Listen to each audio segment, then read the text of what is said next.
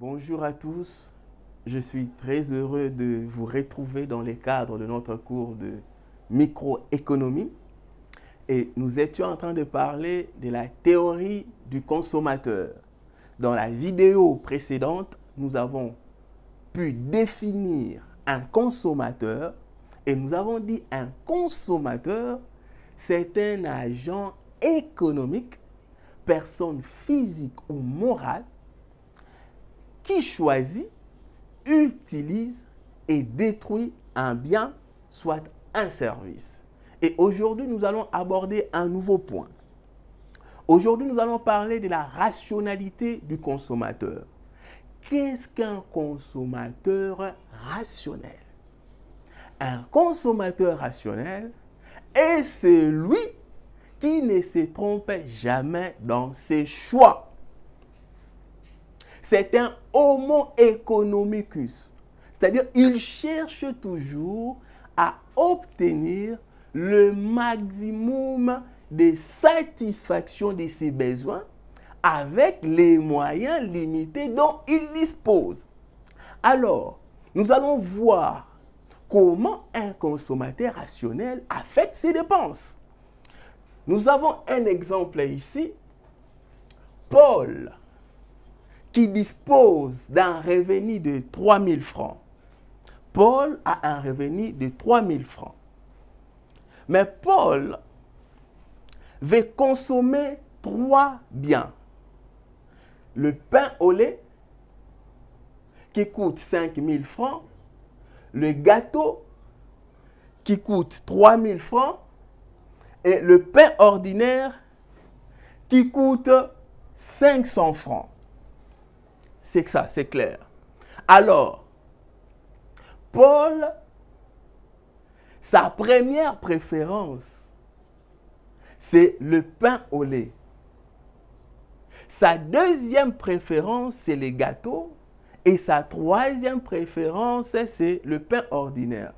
C'est-à-dire quoi? C'est-à-dire, lorsque Paul consomme le pain au lait, il retire une plus grande satisfaction que lorsqu'il consomme les gâteaux ou les pains ordinaires. Pourquoi? Parce que c'est sa première préférence. Alors, les gâteaux, c'est sa deuxième préférence. Le pain au lait, c'est sa troisième préférence. Or, Paul dispose d'un revenu de 3 000 francs. En étant rationnel, Paul va chercher le bien qui lui procure la plus grande satisfaction. Si on regarde bien les pains au lait, c'est sa première préférence. Mais les pains au lait coûtent cher. C'est le montant du pain au lait est au-dessus du revenu de Paul. Mais les gâteaux coûtent 3 000 francs. Non, Paul peut consommer les gâteaux parce que les gâteaux coûtent 3 000 francs. Paul peut consommer le pain ordinaire parce que le pain ordinaire coûte 500 francs. Donc, Paul ne peut pas consommer le pain au lait parce que c'est supérieur à son revenu. Alors, qu'est-ce que Paul fera?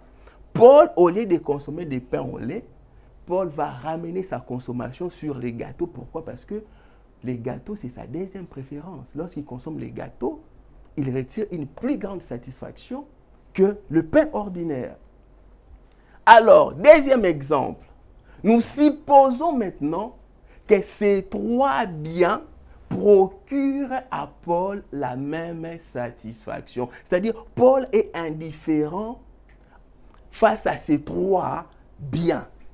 Il n'a pas de préférence. En consommant le pain au lait, les gâteaux, le pain ordinaire, il retire la même satisfaction. Alors, comment Paul va affecter sa dépense? Paul va regarder, déjà le pain au lait coûte cher, c'est au-delà de ses moyens. Alors, il va jouer entre ces 2 biens.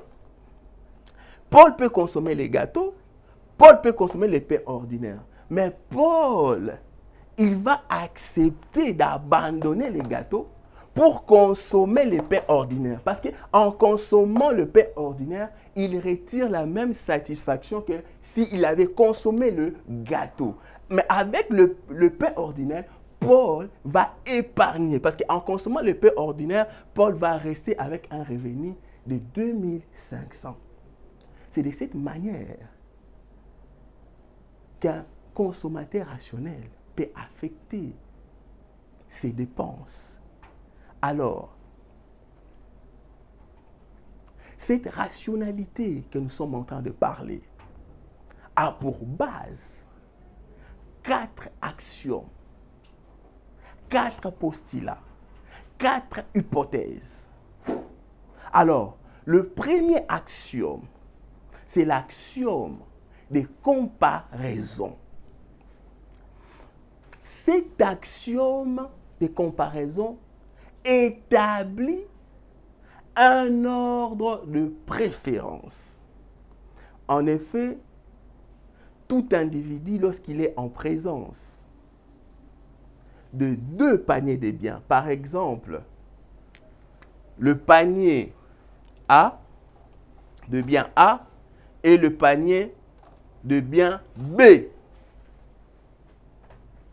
Alors, devant ces 2 paniers de biens, Paul, il est capable, parce que prenons l'exemple de Paul, qui est un consommateur. Le consommateur est capable d'apporter 3 jugements. Le consommateur, le premier jugement, le consommateur peut dire ceci, il préfère les paniers de biens A au panier de biens B. Ces symboles, nous allons utiliser ces symboles pour indiquer la préférence stricte. Donc, le panier de biens A est supérieur au panier de biens B. Ça, c'est le premier jugement. Le deuxième jugement, alors, le consommateur peut dire le panier de biens B est préféré au panier de biens A. Ça, c'est le deuxième jugement. Le troisième jugement, le consommateur peut dire le panier de biens A est équivalent au panier de biens B. Nous avons 3 jugements. Regardez maintenant. Les 2 premiers jugements constituent ce qu'on appelle le jugement de préférence. Ici, à ce niveau, le consommateur estime qu'il existe un bien ou un panier de biens qui lui procure une plus grande satisfaction. C'est-à-dire, ici, le consommateur a de préférence. Alors, le tout dernier jugement est appelé le jugement d'équivalence.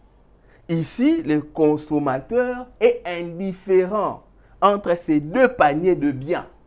C'est-à-dire, le consommateur n'a pas de préférence. En consommant le panier de biens A et le panier de biens B, il retire la même satisfaction. Ça, c'était le premier axiome, l'axiome de comparaison. Le deuxième axiome, c'est l'axiome de transitivité.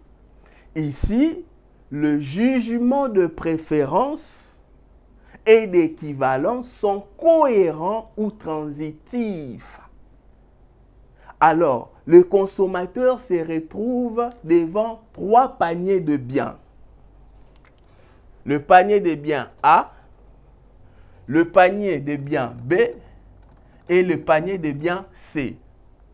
Alors, si le consommateur préfère le panier de biens A au panier de biens B, le panier de biens B au panier de biens C, alors il va préférer le panier de biens A au panier de biens C. Si le consommateur remarque que le panier de biens A est équivalent au panier de biens B, le panier de biens B est équivalent au panier de biens C, alors le panier de biens A sera équivalent au panier de biens C. Ça, c'est l'axiome de transitivité. Le troisième axiome, c'est l'axiome de dominance. Ici,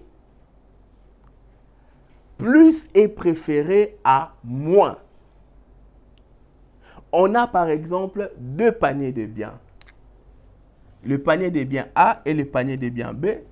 Le panier de biens A a 4 quantités du bien X et 3 quantités du bien Y, par exemple. Le panier des biens B a 4 quantités de X et 4 quantités de Y. Alors, le consommateur va choisir le panier de biens qui contient plus de quantités. Si on regarde bien, c'est le panier B qui contient plus de quantités. Alors, il va ramener sa consommation sur le panier de biens B.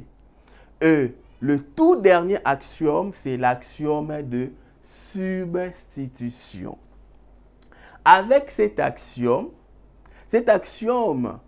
déclare ceci, qu'il est possible de maintenir le même niveau de satisfaction lorsque l'on compense les diminutions des quantités consommées d'un bien par les augmentations des quantités consommées d'un autre bien. C'est de cette façon que l'axiome de substitution énonce son principe. Alors, ces axiomes nous permettent d'aborder le courbe d'indifférence. Alors, nous allons aborder les courbes d'indifférence dans notre prochaine vidéo. Je vous invite à vous abonner massivement à notre chaîne pour pouvoir suivre l'intégralité de nos cours. Au revoir.